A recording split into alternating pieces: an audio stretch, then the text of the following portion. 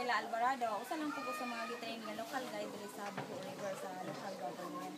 Diyon, dinhi atong hibawan kung sa day ka importante ang mga mangroves. Dinhi sa inyong pag-ari, hibaw mo kung sa ka importante ang mga mangroves. Ano magtanong pa ditagdag sa mga mangroves.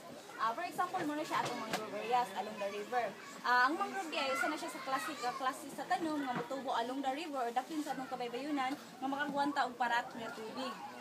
For example, meron siya itong mangrove areas. Ang mangrove di ay, ang ato di ang kamangrove, nagsilbi na siyang feeding ground o nursery ground. Nursery ground siya, tungod kay din dapita, mangyagyag sa ilang sinili ang katong mga bidhan ng mga isda. Gikan sa open ocean, mawari lang sila sa atong mangrove areas, kasagaran, mawari lang sila kanang high tide.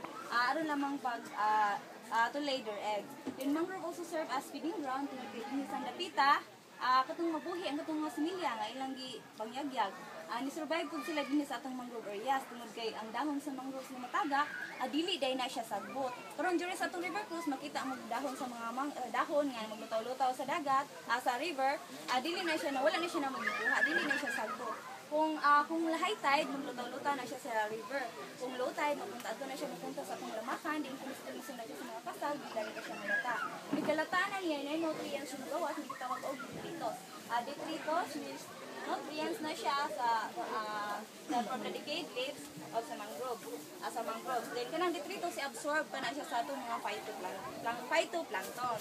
Phyto means kanang plant plankton na siya. Nga dili makita sa atong ordinaryong mga mata kun dili magamit pa kita og mga microscopes. Ug atong mga phytoplanktons, mo na to siya nagsilbing pagkaon sa atong mga marine lives nga ginabuhi dinhi sa atong mangrove areas along the river. Kano na siya sa mga crabs, shrimps, mga clams, oysters, ugban pa. Ug atong dagmang isda, kasi nagsilbing pagkaon sa atong dagmang isda, establishing cold chain.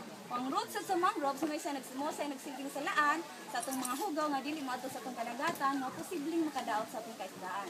Then, ang mangrove importante siya sa atong mga marine lives, grabe po siya ka-importante sa atong mga wildlife. For example, sa atong mga birds. Ang whole ginsa na siya 71 ka-bird species.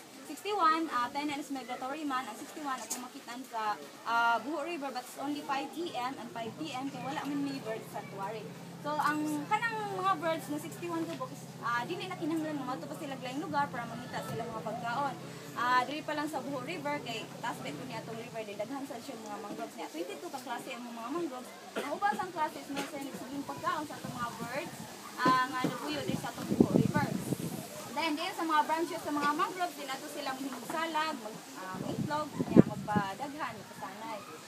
Kung natin tayo sa hektarya nga healthy lang gid nga mangroves, it can produce 3.06 tons of falling leaves per year kada tuig. Kung nasa tayo sa hektarya nga healthy lang gid siya nga mangroves, it can also produce 1.08 tons of fish per year. Muna siya importante kayo ang pagtanom ng mangroves. Mas daghan tag itanom nga mga mangroves, mas daghan tag isda nga makuha. Labi na namo among gibitahan diri ang mga mangroves kay among paginabuhi diri is fishing and farming. Kasagaran namo is managat jud ang amo ang major livelihood ng asawa mo kuan na lang na siya moabag sa pag-uma kay kaso walay kuha ang dagat napay mga lagot mo na mais nga maani. Pero ang mais man gud it takes 3 months before the harvest mo na siya nga managat jud kada adlaw ang mga pagre. Karon nakahatag na siya na alternative income kay instead of panagat walay kuha ang dagat nami diri as a guide. Then kini siya ang mangroves na siya breathing organ nga gitawag og pneumatophores. So kanang pneumatophores dili lang na siya hait, dili sila siya dahil na siya ilawom sa mangroves. Then mura siya roots sa mangroves kung kaingon mga roots or similya pero dili na siya inani lang na siya kataas, kutubari. Then kung masabiklan nimo is mo bounce lang na siya. Breathing organ na siya sa mangroves nga gitawag pneumatophores. Then kung high tide mulapas na ang tubig sa atong river, mulapas na niya ang tubig mo na siya katong mga ginhawa sa mga mangroves mo to siya may mga bubbles. Then mo na siya natural ways sa atong river nga natin makita ang mga bubbles, mga ginhawa lang na siya sa mga mangroves, dili na siya hugaw, dili na siya katol-katol. Mo na siya limpyo ang atong river.